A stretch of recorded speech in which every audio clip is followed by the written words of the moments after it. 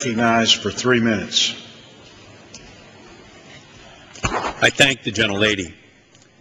In a post-GATT, post-NAFTA, global world, global economy, you need an ongoing plan as to who is going to gain access to telecommunications technology, information age technology.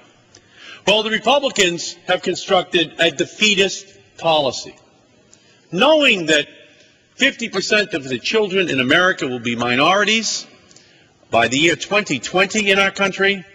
They have refused Congresswoman Solis, Congresswoman Watson, representing the Hispanic and the Black caucus, to come out here to make an amendment that would require the telephone companies to build out on the poor side of town, because we know they're going to the wealthy side of town.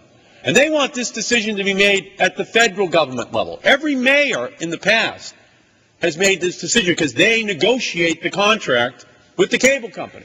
But the Republicans say, we're not even going to have a debate on that issue on the House floor. On net neutrality, 20 minutes, 10 minutes for either side. Net neutrality, an issue which is going to fundamentally change the nature of the Internet forever. On the naming of post offices, the Republicans give 40 minutes of debate. On changing the Internet for the rest of eternity, 20 minutes, evenly decided. It is so disrespectful of the importance of these issues that it almost defies description. But it's a reflection of the telephone company agenda. And the Republicans have decided to take that agenda 100%. Now, what did the telephone companies have to do with inventing the Internet? Nothing. The browser? Nothing. The World Wide Web? Nothing. What have they had to do with the Internet from the beginning of time? Nothing. But what the Republican Party has done is side in this bill in a gag rule that doesn't allow us to debate the important issues, the telephone company against every entrepreneurial company in America, the future Sergey Brin's, the future Mark Andreessen's of Netscape and Google. They're going to have to pay a broadband tax now to the telephone companies to gain access. It'll be their highway. That's what they say. Well, that runs fundamentally contrary to the agenda which we need to have for the future of America as the entrepreneurial telecommunications information age giant in a modern world. That's our strength. And it also completely ignores the role that these 50% of minority children are going to have in terms of access to it. No requirement to build out into the poor parts of town. Now, what kind of plan is that for America? It's a defeatist attitude.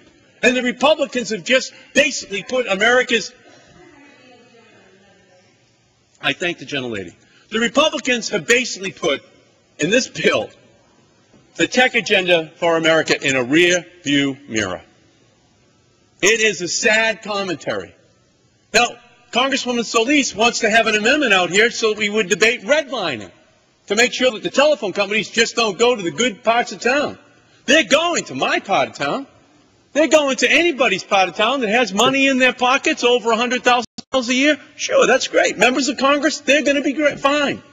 But what about the people in the neighborhoods that people drive around? Are they going to get access to it? Not under their bill. And by the way, not a debate to be had on the House floor. It is so disrespectful. It is so defeatist. It is so lacking in vision as to what our country needs for entrepreneurs and for minority children. And I beg the members to vote no on this rule, to open it up.